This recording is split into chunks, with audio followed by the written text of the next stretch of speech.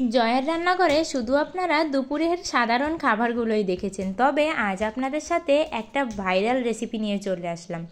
ইউটিউবে দেখি এই রেসিপিটা প্রচুর পরিমাণে চলছে, সেটা হচ্ছে পটেটো স্টিক। এটা বানানো যে এতটা ইজি এবং সময়টাও খুব কম লাগে এবং খেতেও কিন্তু দুর্দান্ত স্বাদের, তাই ভাবলাম যে একটা অন্যরকম রেসিপি আপনাদের সাথে শেয়ার করাই যাক। তাই তো দেখুন, শুরুতে আমি কিন্তু আলুগুলোকে ভাতের উপর দিয়ে সেদ্ধ করে দিয়েছিলাম।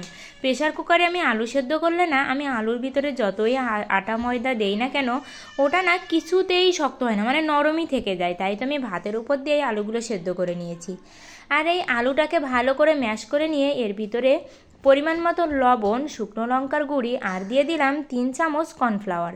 এবার এটাকে ভালো করে আমি মাখিয়ে একটা ডো তৈরি করে নেব। আর একদমই কিছু দিলাম না। আর আপনারা চাইলে কিন্তু এর ভিতরে চাট মশলাও দিতে পারেন, খেতে একটু আরও বেশি ভালো লাগবে, কিংবা আপনাদের ইচ্ছা অনুযায়ী দিতে পারেন। তবে আমি এই অল্প উপকরণেই বানাতে চলেছি পটেটো স্টিক।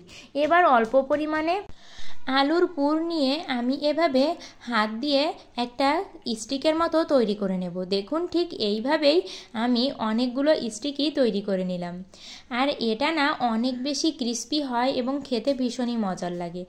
আর এই রেসিপিটা আমি বলবো সবাই বাড়িতে ট্রাই করবেন, এবং যখন ঝটপট কোনো রেসিপি তৈরি করতে চান তখন এটা অবশ্যই কিন্তু আপনারা ট্রাই করতে পারেন। আর এই যে আমার অলরেডি কিন্তু অনেকগুলো স্টিক বানানো শেষ, আর এবার এটাকে তেলে ভেজে নেওয়ার পালা।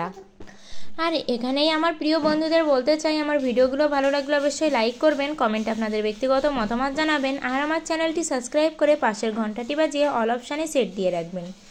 আর এইগুলো না আমি একটা ভুল করেছিলাম, সেই ভুলগুলো কিন্তু আপনারা একদমই করবেন না।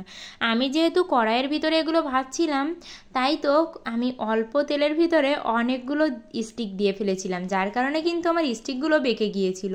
আপনারা অল্প পরিমাণে দিয়ে সোজা সোজা করেই স্টিকগুলো ভাজবেন, তাহলে কিন্তু দেখতে সুন্দর লাগবে। আর যদি প্যানের উপরে ভাজেন তাহলে তো আর কোনো কথাই নেই। আর এভাবে দেখুন আমি লাল লাল করে ক্রিস্পি ক্রিস্পি করে এগুলোকে ভেজে নামিয়ে নেব। আর একদম সহজ পদ্ধতিতে অল্প সময়ে এমন রেসিপি সত্যিই কিন্তু ভাবা যায় না, কিন্তু আপনারা বুঝবেনই না। দেখুন আমার তো হয়েছে বাঁকানো স্টিক, আপনারা কিন্তু সোজা সোজা করেই বানাবেন। ভিডিওটি ভালো লাগলে অবশ্যই লাইক কমেন্ট করবেন, আর বন্ধু হয়ে পাশে থাকবেন, আর খেয়ে আমাকে কমেন্ট করে তারপরে জানাবেন।